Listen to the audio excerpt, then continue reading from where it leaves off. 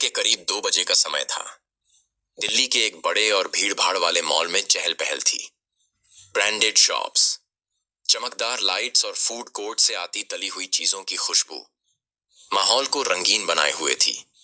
इन्हीं रंगों के बीच एक बुजुर्ग महिला धीमे धीमे कदमों से चलती नजर आ रही थी। उम्र करीब 60 साल, चेहरे पर झुर्रियां, आंखों में थकावट, लेकिन चाल में अब भी जिंदगी की एक धुन बाकी थी।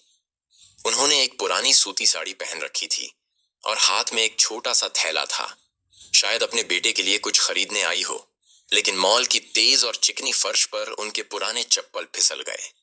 तब एक तेज आवाज के साथ वह महिला फूड कोर्ट के पास जमीन पर गिर पड़ी। उनके हाथ से थैला छूट गया, जिसमें एक छोटा टिफिन और एक दवाई का पत्ता निकलकर फर्श पर लुढ़क गया। पहले कुछ पल सन्नाटा था, फिर अरे गिर गई बुढ़िया, किसे बुलाओ, मेड को भी मॉल में आने दे रहे हैं, अब वीडियो बनाना क्या स्टंट मारा है। कुछ लड़के अपने फोन निकालकर वीडियो बनाने लगे, कुछ लड़कियां हंसने लगीं। कोई पास से गुजरा और ताना कसता हुआ निकल गया। बुजुर्ग महिला जमीन से उठने की कोशिश कर रही थी, लेकिन हाथ कांप रहे थे। चेहरे पर दर्द साफ झलक रहा था, लेकिन उससे कहीं ज्यादा तकलीफ पर उन्हें लोगों की हंसी और नजरों से हो रही थी। फूड कोर्ट के पास खड़े 2 सिक्योरिटी गार्ड भी पास आए, लेकिन मदद करने नहीं। मैडम, आप यहाँ नहीं बैठ सकती, लोग शिकायत कर रहे हैं, उठिए, यहाँ भीड़ लग रही है, मॉल में ऐसी हरकतें नहीं चलती। महिला की आंखों से अब आंसू बहने लगे थे, शायद दर्द से नहीं बल्कि अपमान से। और तभी तेज कदमों की आवाज मॉल की दूसरी तरफ से आई। एक लंबा 28 से 30 साल का नौजवान, साफ सुथरा सूट, चमकते जूते, चेहरा तनाव से भरा हुआ, तेजी से भीड़ चीरता हुआ दौड़ा। मां, उसकी आवाज गूंजी। लोग चौंके, हंसी बंद हो गई, फोन नीचे हो गए। वो नौजवान उस बुजुर्ग महिला के पास आकर घुटनों पर बैठ गया। उसके हाथ कांप रहे थे, आंखों से आंसू बह रहे थे। टिमा, आप ठीक है ना? किसने गिराया?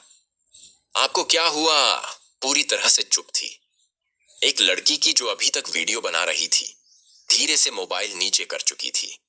दूसरी तरफ वो सिक्योरिटी गार्ड अब एक दूसरे को देखने लगे, जैसे उन्हें समझ नहीं आ रहा था कि क्या करें। उस युवक ने अपनी मां को सहारा दिया और धीरे से उन्हें उठाया, फिर अपनी जैकेट निकालकर उनके कंधों पर डाली। आप लोग इंसान नहीं हो, उसने मॉल की ओर मुंह कर कहा। उसकी आवाज कांप रही थी, लेकिन तेज थी। एक बुजुर्ग महिला फर्श पर गिरी पड़ी थी और तुम लोग वीडियो बना रहे थे। भीड़ में सिर झुकने लगे थे। वह महिला अब बेटे का हाथ पकड़े खड़ी थी। उनकी आंखों में एक अलग ही तेज था, जैसे उन्होंने अपनी सारी दुनिया फिर से पाली हो। मॉल का माहौल पूरी तरह बदल चुका था।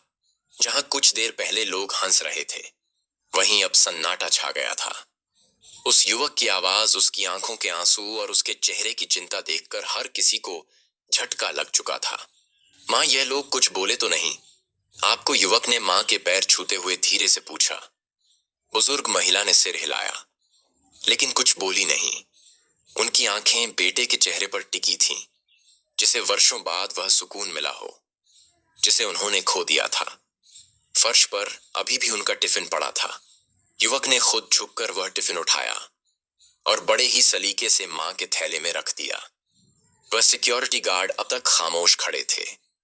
एक ने धीरे से कदम आगे बढ़ाया और बोला, सॉरी सर, हमें नहीं पता था। युवक ने उसकी ओर देखा, आंखों में गुस्सा और दुख का सैलाब था। नहीं पता था क्या? यह इंसान नहीं लगती। अगर भिखारी भी होती तो क्या इंसानियत मर गई थी? तुम सबकी लोग अब नीचे देख रहे थे। वीडियो बनाने वाले चुपचाप अपने फोन जेब में डाल चुके थे और तभी एक आवाज पीछे से आई, सर, आपकी गाड़ी आ गई है। सूट में एक और आदमी भागता हुआ आया। उसके पीछे एक सफेद फॉर्च्यूनर मॉल के गेट पर रुकी थी। लोगों की नजरें अब युवक पर थीं। कुछ फुसफुसाने लगे, यह कोई बड़ा आदमी है क्या? युवक ने मां का हाथ थामा और मॉल के दरवाजे की ओर बढ़ा, लेकिन चलते चलते वह रुका। वह घूमा और एक गहरी सांस लेकर माइक की तरह बोलने लगा, ताकि मॉल का हर कोना सुन सके।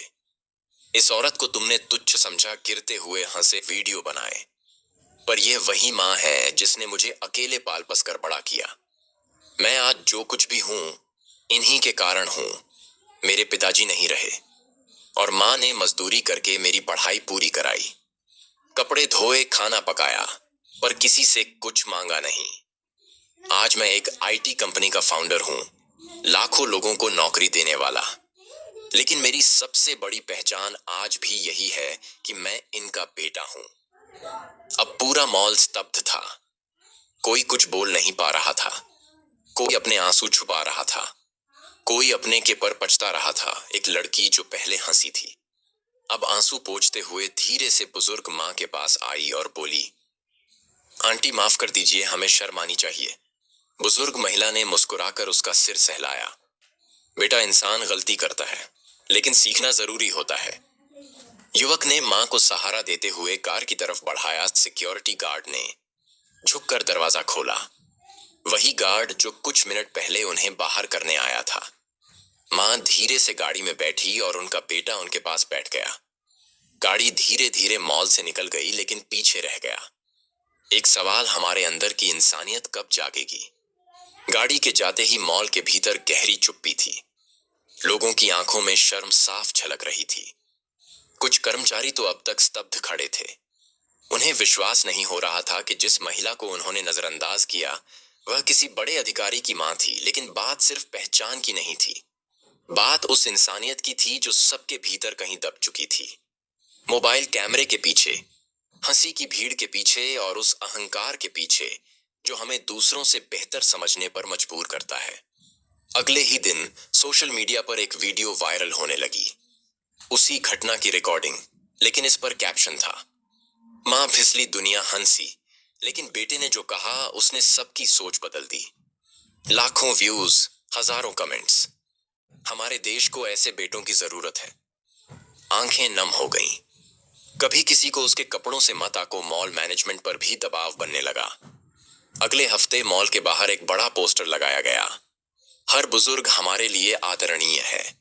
अगर वीडियो आपको जरा सी भी पसंद आई तो हमारी वीडियो को एक लाइक और प्लीज हमारे चैनल को सब्सक्राइब जरूर करें, ताकि आगे आने वाली वीडियो को आप आराम से सुन सकें। वीडियो यहां तक देखने के लिए बहुत बहुत धन्यवाद।